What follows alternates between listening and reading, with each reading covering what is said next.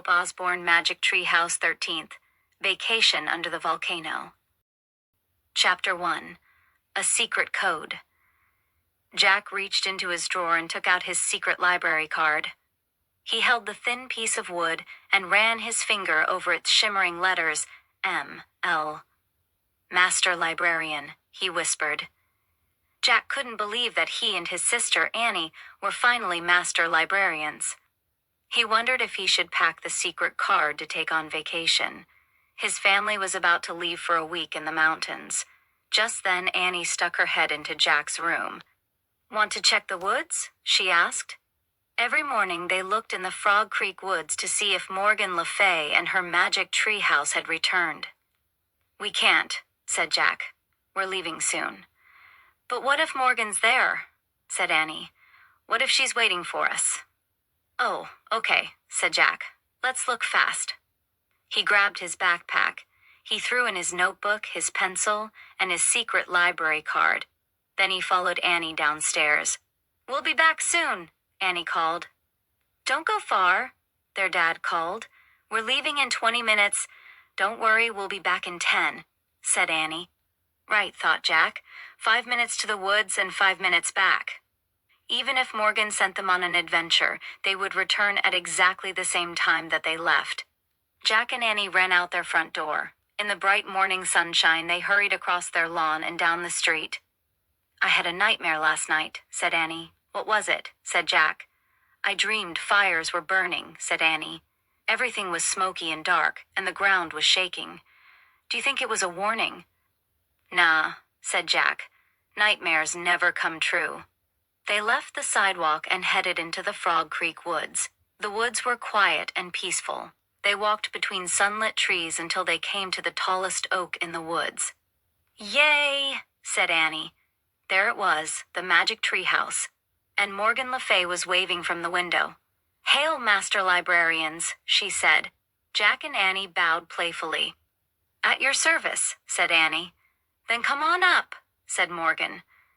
They grabbed the rope ladder and started up. When they climbed inside the tree house, they found Morgan holding a book and a piece of paper. "I have an important mission for you," she said. "Are you ready?" "Yes," they both answered. Jack's heart pounded. Ever since Morgan had made them master librarians, he had been longing for their first mission. "You know I collect books for Camelot's library?" she said. Jack and Annie nodded. "Well, there have been many great libraries lost in history," said Morgan. "And with them we have lost many wonderful stories." "That's sad," said Annie. "It is," said Morgan. "But luckily, with the help of the treehouse and you two master librarians, some of those stories can be saved, such as this one."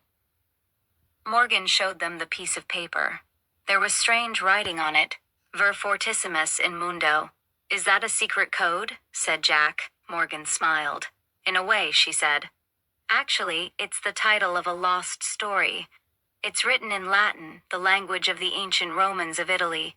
"Ancient Romans?" said Jack. He loved anything to do with ancient Romans. "Yes," said Morgan. "This story was in a library in a Roman town. I need you to get it before the library becomes lost forever." "No problem," said Annie. "Do you have your secret library cards?" asked Morgan. "Yes," said Jack. "Good. Do not lose them." "The right people will know what they mean," said Morgan. "And, as usual, here is a book to help you." Morgan handed Jack a book called Life in Roman Times. The cover showed a Roman town with people wearing tunics and sandals. "That looks great," said Jack. "And take this. The name of the story I need," said Morgan. She handed the piece of paper to Jack, and he put it in his pack. "Remember," said Morgan, "your research book will guide you. But remember, in your darkest hour, only the ancient story can save you. But first you must find it." Jack and Annie nodded. "Go now," Morgan said softly. "And don't forget what I just told you." "Thanks," said Jack. He pointed at the cover of the book on Roman times. "I wish we could go there," he said. The wind started to blow. "I almost forgot. I'm going to help you blend in," Morgan shouted above the wind. What do you mean?" shouted Jack. Before Morgan could answer, the treehouse started to spin. It spun faster and faster and faster. Then everything was still, absolutely still. "Oh, cool," whispered Annie. "Look at us." Chapter 2. The end is near. Jack opened his eyes. He pushed his glasses into place. Morgan was gone, and so were Jack's jeans, t-shirt, sneakers, and backpack. Instead, he had on a white tunic with a belt, sandals that laced up, and a leather bag. He looked at Annie. She was dressed the same way. Morgan had made them look just like kids in an ancient Roman town. "I guess this is what Morgan meant," said Jack, when she said she'd help us blend in. "I feel like Cinderella," said Annie. "I like these clothes." "Yeah," said Jack, although he felt a little as if he was wearing a dress. Annie looked out the window. "It's pretty here," she said. Jack looked with her. They had landed in a grove of trees. On one side of the grove rose a gentle-looking mountain. On the other, a town sparkled in the sunlight. "I wonder where we are," said Jack. He opened the book about Roman times. He read aloud, "Almost 2,000 years ago, on August 24, AD 79, the seaside town of Pompeii." Pompeii was a typical Roman town. Many Romans went there on their vacation. They built large houses called villas and planted groves of olive trees along the slopes of a mountain called Mount Vesuvius. Annie kept looking out the window as Jack pulled out his notebook and pencil. He wrote, "Vacation in Pompeii. August 24, AD 79. Houses called villas." Jack looked out the window again. "It does look like a nice place to go on vacation," he said. "We must have landed in one of the olive groves," said Annie. "Yeah, and that town must be Pompeii," said Jack. He looked in the opposite direction. "And that mountain must be Mount Vesuvius." Annie shivered. "That name sounds scary," she said. "Really?" said Jack. "Not to me." He looked down at his notes. "Hey, did you feel that?" said Annie. "What?" Jack looked up. The ground shook. "I heard it rumble too," said Annie. Jack frowned. "I think you were just dreaming again," he said. "No, I wasn't," said Annie. "Something feels wrong about this place. I really think we should go home now." "Are you nuts?" said Jack. "We have to find that lost story for Morgan. Besides, I've always wanted to see a Roman town." He threw his notebook and the Roman book into his leather bag. Then he went down the rope ladder. "Come on!" he called when he stepped onto the ground. Annie just stared down at him. "Don't be chicken," he said. He pushed his glasses into place. "Come on, it'll be fun." Annie still didn't move. "What's wrong with her?" Jack wondered. Usually I'm the worried one. "Come on," he pleaded. "We can't let Morgan down." Annie let out a big sigh. "Okay, but we'd better find that story fast," she said. Finally, she climbed down the rope ladder. The sun was bright and hot as they took off between the olive trees. With Mount Vesuvius at their backs, they headed for the town of Pompeii. "That's weird," said Annie. "I don't hear any birds." She was right. The grove was strangely silent. "Don't worry about it," said Jack. "Maybe they're all at the beach. Come on, let's go over that bridge." He led the way to a small wooden bridge that crossed a narrow stream. But when they got to the stream, they found it had dried up. "That's really weird," said Annie. "Don't worry," said Jack. "It just means there hasn't been much rain." They crossed the bridge and stepped onto a busy street. It was paved with stone. People were buying things in the open shops that lined the street. Some looked rushed and busy. Others moved slowly. Kids walked with their parents. Groups of teenagers talked and laughed. They don't seem very different from people shopping in Frog Creek, Jack thought. Except for the clothes, of course. "How will we ever find the ancient lost library?" said Annie, glancing around. "I don't know," said Jack. "Just be on the lookout." They walked past shops that had huge jars in them. When Jack looked closely, he saw that they were filled with grain, dried fruit, and olives. Meat hung from the ceilings of some of the stores. They passed a noisy tavern where people were eating and drinking. A young man played a stringed instrument. "See, there's nothing to worry about," said Jack. "This place isn't all that different from our time." "It's not that," said Annie with a worried look.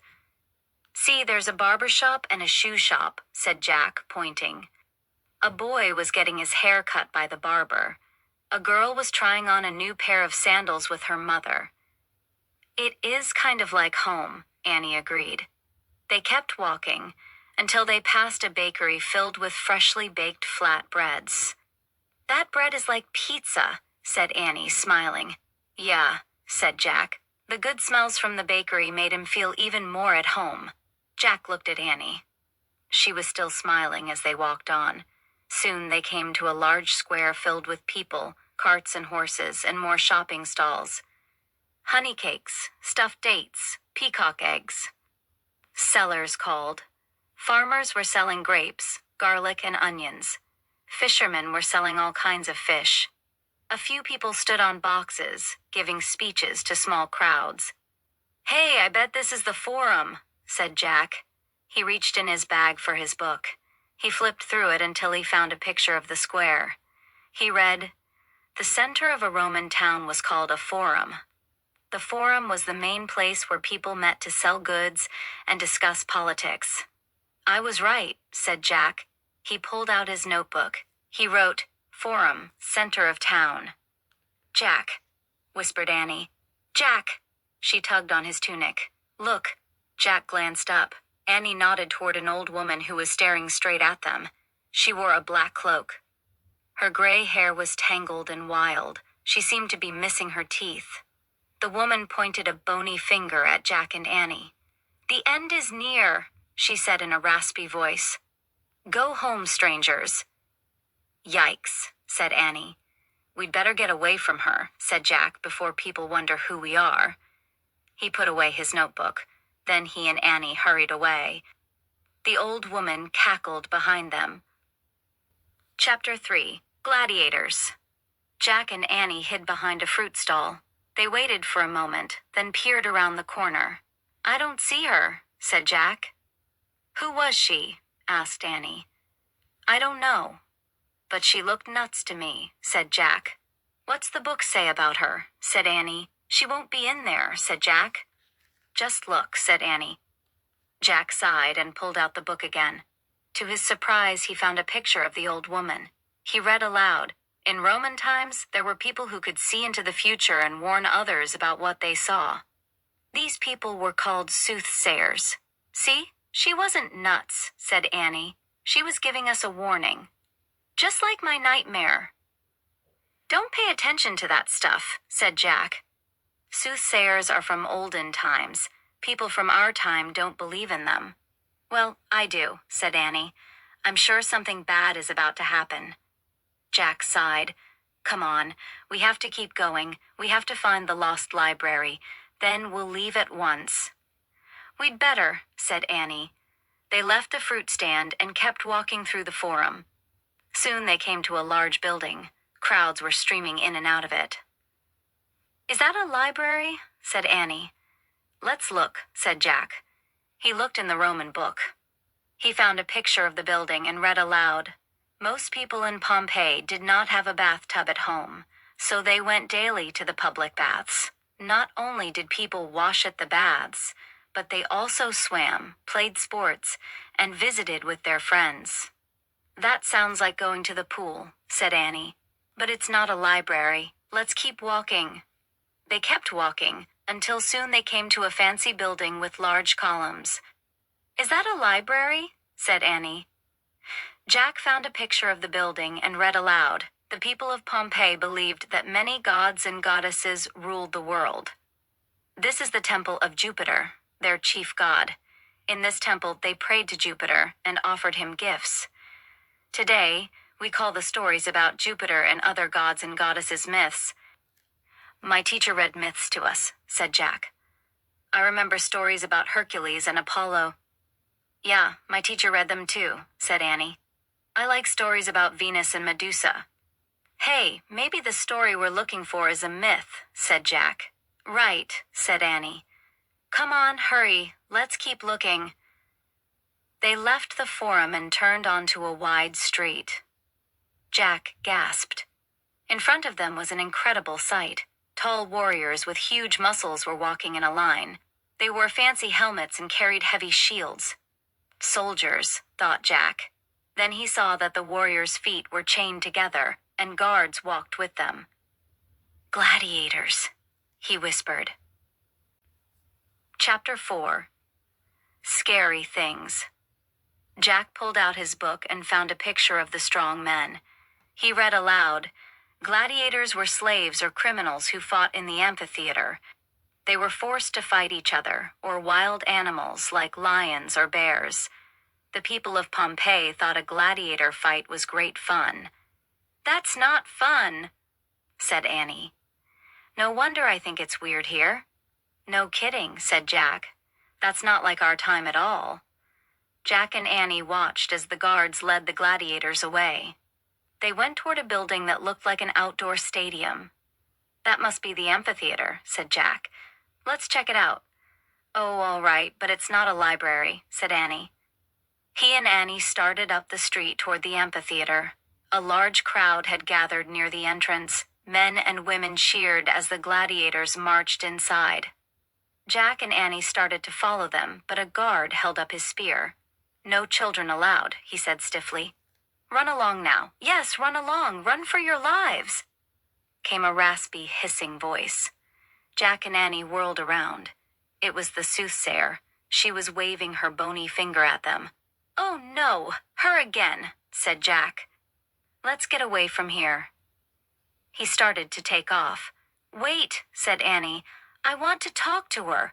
"Are you crazy?" said Jack, but before he could stop her, Annie ran up to the soothsayer. Jack watched from a distance as the woman talked to Annie. "Jack, come here, quick," called Annie. "Oh, brother," said Jack. He sighed and went over to Annie and the soothsayer. "Tell him," said Annie. The woman fixed her gaze on Jack. "All the streams of Pompeii have dried up," she said. "Remember the stream near the olive grove?" said Annie. "So what?" said Jack. "Maybe they just need rain." "No," said Annie. "They're more scary things. Tell him. All the birds have flown away," the soothsayer said. Jack just stared at her. "She said that all the rats left too," said Annie, "and the cows are making strange noises." "But why?" said Jack.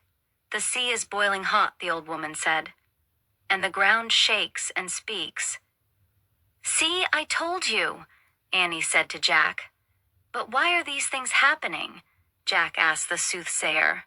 "Because the end is near," she whispered hoarsely.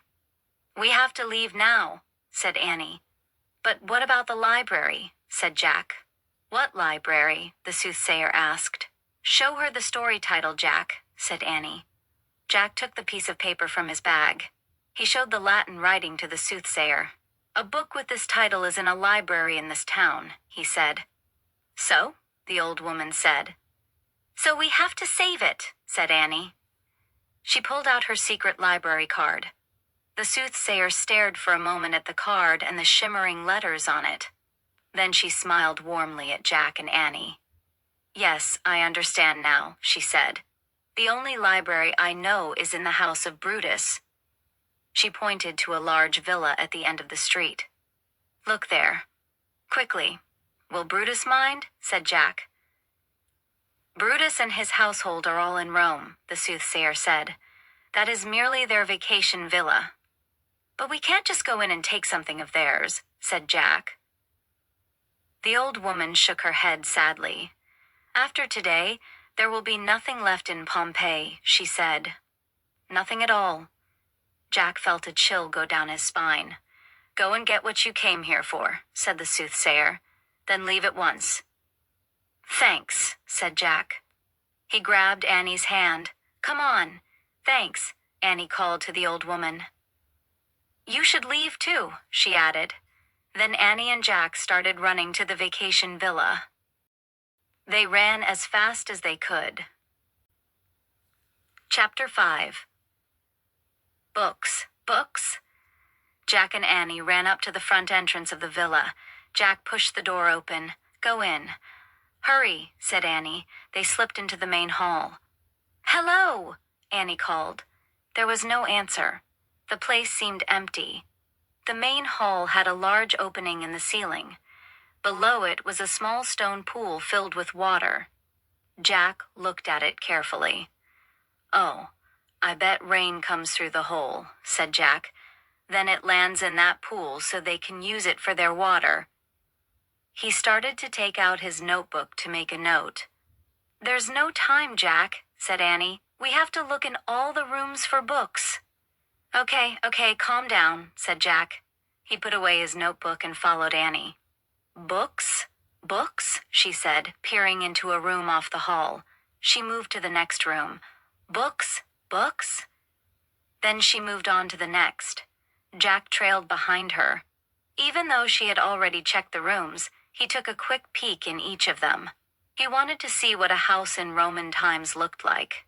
He'd write notes later. The first 2 rooms had wooden beds. The walls had pictures painted on them. The floors were covered with tiny pieces of colored stone. The third room had a low table with silver dishes on it. 3 slopes couches were placed around the table. The couches were covered with pillows. "This must be the dining room," said Jack. "People from Roman times lay down on couches while they ate. Did you know that?" He looked around for Annie. Where was she? "Jack, come here," Annie called. Jack followed her voice. She was in a garden off the dining room. It had a stone patio, palm trees, and grapevines. In the middle was a pond with a mermaid fountain. Goldfish swam in the water. "Look, there's another room," said Annie. She moved to the door of a room off the garden. She opened the door and peeked inside. Jack looked with her. Along the walls of the room were long shelves with rolls of paper on them. "Rats," said Annie. "No books." She closed the door. "No books in this whole villa. Let's get out of here." "Just a minute," said Jack. "I have an idea." He pulled out his book on Roman times. He found a section called Writing. He read, "Romans used pens made of small reeds. Their ink came partly from the black ink of octopuses. They wrote their books on scrolls of papyrus paper." "Aha," said Jack. "That's a library of scrolls. I bet our ancient lost story is in there."